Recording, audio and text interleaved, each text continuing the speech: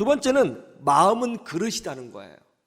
2013년에 미국 뉴멕시코주에서 아주 끔찍한 살인사건이 일어났습니다.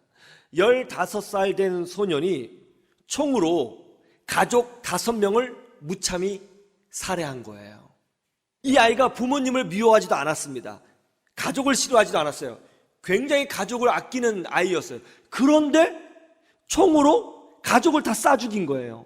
미국 사회가 발칵 뒤집어졌죠. 심리학자들이 붙어서 도대체 이 아이는 어떤 심리를 가지고 있기에 이런 끔찍한 행동을 저질렀는지를 연구하고 조사했습니다. 그러자 아주 충격적인 사실을 하나를 발견해냈어요. 이 아이는 아주 폭력적인 비디오 게임인 모던 워페어라고 하는 게임이 있는데 그 게임의 중독자였습니다. 이 게임은요, 오늘날의 배틀그라운드하고 좀 비슷한 게임이에요. 총을 들고 다니면서 사람들을 멀리 있는 사람을 쏴서 죽이고 또 팀을 먹어서 전쟁 놀이를 하고 그런 게임이었습니다. 날마다 총으로 사람을 죽이는 것이죠. 그것이 점수가 올라가는 포인트가 되기도 하고요. 그런데 이런 게임을 날마다 하다 보니까 그 게임에 중독이 됐어요. 그래서 총으로 사람을 죽일 때 놀라운 것은 감정이 느껴지지 않는 거예요. 마음은 그릇입니다. 마음의 폭력 게임을 채워넣으면 그 마음에 채워진 대로 행동하는 거예요. 예수님께서도 분명히 하셨어요. 너희들의 마음은 그릇이다. 분명히 우리에게 알려주셨습니다. 어디요? 찾아보세요. 마태복음 12장 34절 35절. 독사의 자식들아, 너희는 악하니 어떻게 선한 말을 할 수 있느냐?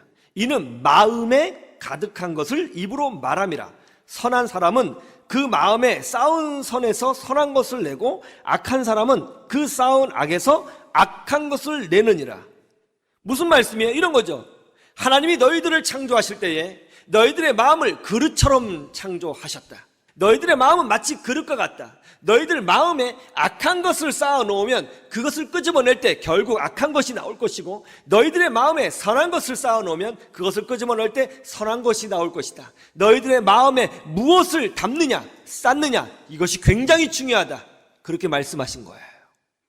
사람은 그 마음에, 그 마음 그릇에 채워져 있는 대로 생각하고, 채워져 있는 대로 말을 하고, 채워져 있는 대로 결정하고, 채워져 있는 대로 행동한다는 거예요. 그렇다면 우리가 해야 할 일이 아주 분명해졌죠. 그것이 뭐죠? 좋은 것만 내 마음 그릇에 의도적으로 채워 넣는 거예요. 의도적으로 채워 넣는 것입니다. 누가 여러분에게 나쁜 소리를 하고 부정적인 이야기를 하고 누군가를 험담하고 여러분을 낙담시키고 절망시키고 비아냥거리고 비꼬고 무시하고 부정적인 말을 한다.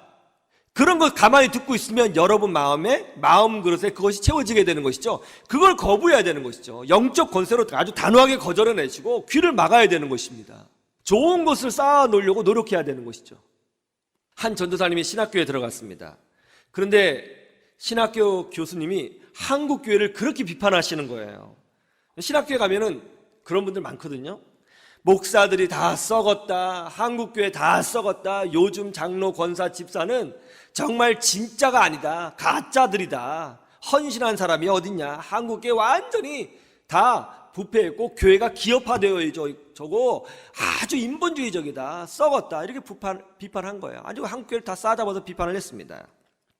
그러다 보니 이 전도사님 마음에 한국교회에 대해서 아주 부정적인 생각이 쌓여지게 된 거예요. 그런 비판하는 소리를 계속 들으니까 마음에 분노가 채워졌습니다. 본인은 그것을 거룩한 분노라고 이야기하고 다닙니다. 분노가 채워진 거예요. 이 전도사님이 어느 교회 교육 전도사로 사역을 나가게 되었습니다. 주일학교를 맡게 되었는데 기회가 돼서 수요일 저녁 어른 예배 설교를 하게 되었습니다. 강대상에 올라갈 때 이미 그분의 표정에서 분노가 채워져 있는 것이 느껴졌어요. 한국교회를 향한 분노를 품고 강대상에 올라갔습니다. 그리고 이렇게 설교했습니다. 인간은 다 죄인이고 다 심판받아야 마땅한 존재다. 온전히 회개하지 못하고 똑바로 살지 못하면 하나님께서 저주하실 것이다. 그리고 여러분들은 정말 신앙인으로서 똑바로 살라고 호통을 쳤습니다. 그리고 마지막에 결국 여기 있는 모든 사람들은 배와 창자에 똥만 채워놓고 사는 그런 존재 아니냐, 똑바로 살아라, 그렇게 야단치듯이 소리를 치고 강대상에 내려와 교회를 떠나가 버렸습니다. 이건 실제예요. 이거 얼마나 기가 막힌 일이에요. 여러분 생각해 보세요. 그 교회를 세우기 위해서 얼마나 많은 분들이 눈물로 기도했겠습니까? 새벽마다 나와서 나라와 민족을 위해서 기도하고, 목사님을 위해서 기도하고, 교회를 위해서 기도하고, 가정을 위해서 기도하고, 우리 교회 성도들과 자녀들을 위해서 기도한 분들이 얼마나 많아요. 그것도 뭐 하루 이틀 기도했겠어요? 10년, 20년, 30년, 40년, 50년 새벽 기도 한 번도 빠지지 않고 기도한 분들이 있어요. 그 자리에. 그렇게 헌신했습니다.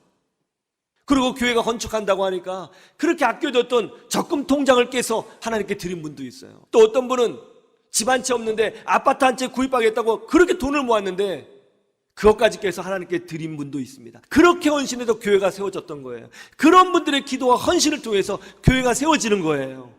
어디 그뿐입니까? 성도 한 명 한 명을 내 자식처럼 아껴서 그 한 명 한 명을 붙들고 기도하면서 돌보면서 위로하면서 때로는 붙들어주면서 목회를 감당하는 목사님이 계십니다. 남들이 보지 않는 곳에 눈물을 흘리면서 한 명 한 명 성도를 위해서 자기 인생을 다 써버린 그런 목사님이 계세요. 한국교회는 그런 분들의 헌신을 통해서 세워진 거예요. 한국교회 정말 좋은 성도들 많습니다. 한국교회 아직도 아주 좋은 목사님들 많아요. 그런데 왜 그런 좋은 모습들이 안 보이느냐고요. 왜 그런 모습이 안 보이느냐고요. 물론 완벽하지 않죠. 문제가 있죠. 그런데 그렇지 않고 정말 헌신하는 분들도 있잖아요. 왜 그런 분이 안 보이느냐고요. 신학교에서 부정적인 말을 듣고 그 마음 그릇에 부정적인 생각을 채워 넣으니까 그런 아름다운 모습들이 하나도 눈에 들어오지 않는 거예요. 아, 이 교회가 어떻게 세워졌을까? 그런 게 보이지 않는 것입니다. 생각해 보십시오. 그런 부정적인 마음을 가지고 목회를 온전히 감당할 수 있겠어요? 성도 한 명 한 명을 다 죄인으로만 보고 나쁜 사람만 여긴 그 목회자가 그 영혼을 놓고 붙들고 울면서 기도할 수 있겠습니까? 그 영혼을 위해서 자기 인생을 쓸 수 있겠어요? 그 영혼을 끌어안고 자기 삶을 바칠 수 있겠어요? 그 영혼을 위로할 수 있겠어요? 그 영혼을 아낄 수 있겠어요? 못하는 거예요. 마음은 그릇입니다. 좋은 것을 채워 넣어야 됩니다. 하나님의 은혜를 채워 넣어야 하는 것입니다. 감사를 채우시고 기쁨을 채우시고 말씀을 채우시고 기도를 채워 넣어야 되는 줄로 믿으시기를 주님의 이름으로 축원합니다. 좋은 거 채워 넣으세요. 좋은 거. 나쁜 거 채우지 마시고 말이죠. 우리 주님이 그랬잖아요. 선한 것을 쌓아 넣어야 선한 것이 나온다. 마음은 그릇이에요. 마음 전쟁에서 승리하시기를 주님의 이름으로 축원합니다.